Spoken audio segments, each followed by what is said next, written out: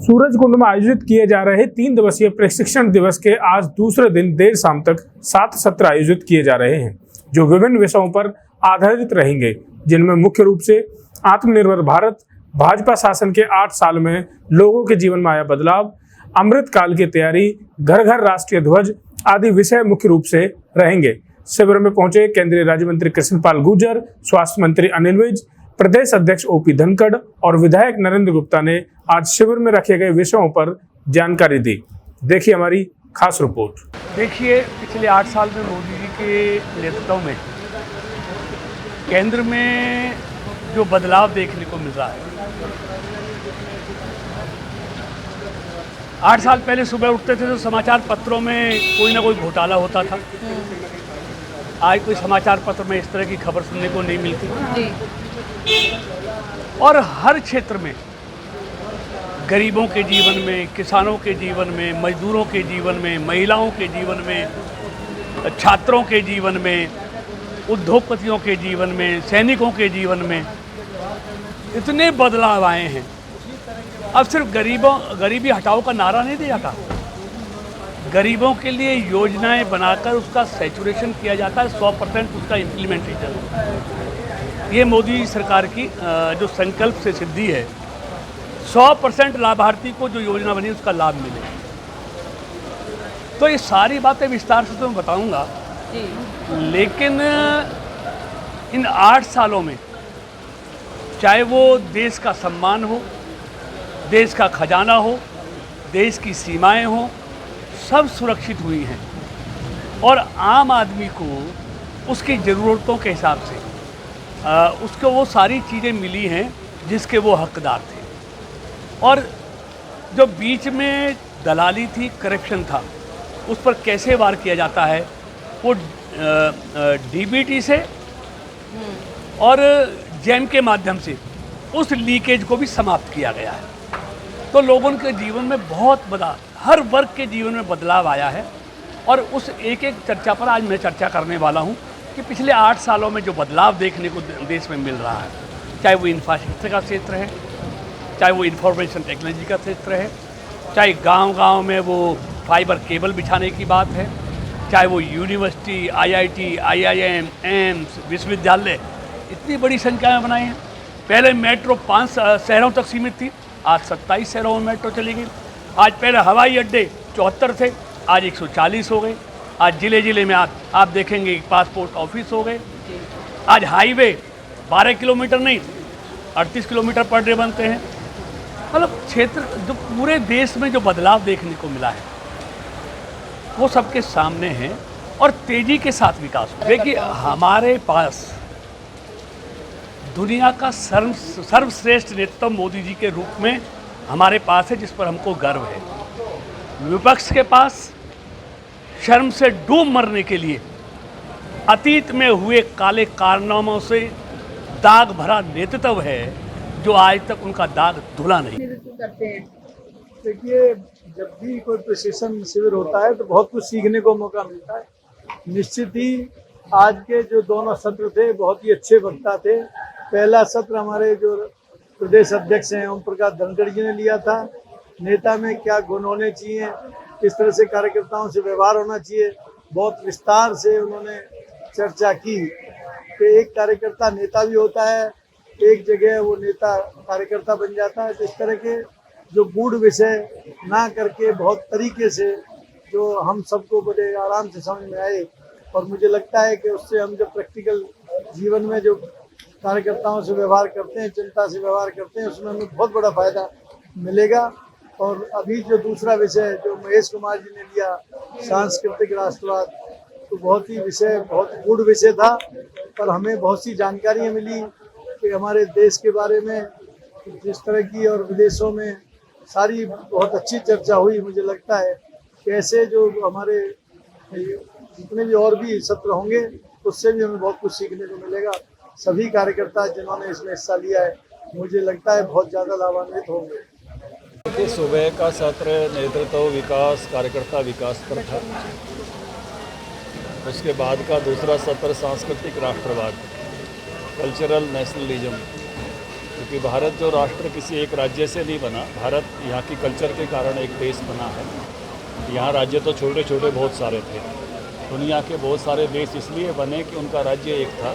हमारा देश इसलिए एक है और इसी कारण से एक बना कि उसकी कल्चर एक थी, आज से तो हिमालय। आप देखते होंगे भाषा अलग अलग है लेकिन साहित्य एक ही है। दक्षिण के और उत्तर के बाबा का प्रवचन एक ही होता है, उदाहरण वही हैं, कथाएँ वही हैं, देवता वही हैं। तो इसलिए कल्चरल नेशनलिज्म इस देश का आधार है और वही हमारे भी काम करने का आधार है। अभी का जो सत्र होने वाला है वो सत्र केंद्र सरकार के 8 साल के कार्यकाल से लोगों के जीवन में क्या बदलाव आया है। जैसे 8 साल पहले लोग खुले में शौच मुक्त होने जाते थे, अब नहीं जाते, ये बदलाव है। 8 साल पहले ईंधन जो है वो सारा का सारा उपलों का, लकड़ी का था, अब जो है गैस का है। 8 साल पहले नल से जल हर घर में, क्योंकि महिलाओं की जिम्मेवारी ईंधन की भी होती थी और पानी लाने की भी, चाहे 2 किलोमीटर से लाएँ चाहे 1.5 किलोमीटर से लाएँ। अब हर घर से में जल से नल पहुंचाया जा रहा है, नल से जल। तो वो जो महिलाओं पर बोझ था पानी भरने का, ग्रामीण क्षेत्र में भी शहरी क्षेत्र में भी, उसमें बदलाव आया है। बिजली 18,000 गाँव में नहीं थी, वहाँ पहुँच रही है, ये बदलाव आया है। लोग इलाज कराने में संकोच करते थे धन के अभाव में, आयुष्मान कार्ड होने से उसमें बदलाव आया है। तो लोगों की ज़िंदगी में 8 साल में क्या परिवर्तन हुए, वो एक सत्र होने वाला है। उसके बाद अब अमृत काल जब भारत का होगा 25 साल आगे का, उसके बारे में सोचने का एक सत्र आज है, जिसमें हमारे राष्ट्रीय सह संगठन मंत्री शिव प्रकाश जी उस विषय को रखने वाले हैं। और उसके बाद 20 सतीश जी पहुँच गए हैं, वो विषय रखेंगे हमारी कार्य पद्धति और उसका वैशिष्ट्य। हमारी कार्य पद्धति में देश पहले है, फिर पार्टी है, फिर व्यक्ति। हमारी कार्य पद्धति में सर्व समाज आगे है, जाति पीछे है। तो ये जो हमने एक अपने मानक तय किया है, जिसका आधार अपने कार्यकर्ताओं में उत्पन्न किया है, किसी पर भी दायित्व हो, छोटे कार्यकर्ता पे भी हो, तो तब उसकी आज्ञा का पालन करते हैं। तो ये जो हमारी कार्य पद्धति हमने विशिष्ट कार्य पद्धति डेवलप की है, उस पर भी एक सत्र 20 सतीश जी का होने वाला है। उसके बाद राष्ट्रीय कार्यकारिणी की जो डिसीजन हुए हैं हैदराबाद में, उसकी जानकारी जो हमारे संगठन मंत्री रविंद्र राजू जी और राष्ट्रीय कार्यकारिणी के सदस्य सुनीता दुग्गल जी और संदीप सिंह जी, वो देने वाले हैं कि हैदराबाद के फैसले क्या क्या हुए हैं। और देर रात को भोजन के बाद हमारे कुछ सीनियर कार्यकर्ता, जिनको काम करते करते लगभग 50 साल हो गए, 40 साल हो गए, ऐसे अपने ज़िंदगी के अनुभव सुनाएंगे। रामविलास शर्मा जी, गुलशन भाटिया जी, उनका अनुभव कथन होगा। कार्यकर्ताओं को अलग अलग विषयों पर अलग अलग नेता अलग अलग बात रख रहे हैं और यहाँ बात भी रखी जाती है और उसके बाद फिर प्रश्न पूछने के लिए भी समय दिया जाता है। जो कार्यकर्ताओं की शंकाएं होती हैं उनका उसमें उत्तर दिया जाता है, उनको क्लियर किया जाता है। मुख्य रूप से ये जो शिविर है, यहाँ पर जो पार्टी की रीति नीति है उसके बारे में बताया जाता है। सर, जीत की हैट्रिक का शंखनाद माना जाए इस प्रशिक्षण शिविर को? देखिए, ये जो है ये मैंने आपको बताया कि ये प्रशिक्षण शिविर है, ये हमारे संगठन में समय समय पर लगते रहते हैं। ये इसका कोई चुनाव से कोई ताल्लुक़ नहीं है। ये तो लोगों का जो बौद्धिक ज्ञान है वो अपडेट रहे और लोगों को जो पार्टी की नीतियां हैं उन पर वो अनुसरण करते हुए आगे बढ़े, इसलिए ये लगाए जाते हैं। मंत्री जी, जिस तरीके से देखा जा रहा है कि बीजेपी लगातार कोशिश करती है अपने कार्यकर्ता को बूथ स्तर पर मजबूत करने की, प्रशिक्षण के बाद क्या लगता है कार्यकर्ताओं में और कितनी ऊर्जा भरेगी? कार्यकर्ता और ऊर्जा मिलेगी। यहाँ पर जो सीख के जा रहे हैं वो आगे जाके और कार्यकर्ताओं को बताएंगे और लोग विचारधारा के साथ जुड़ेंगे।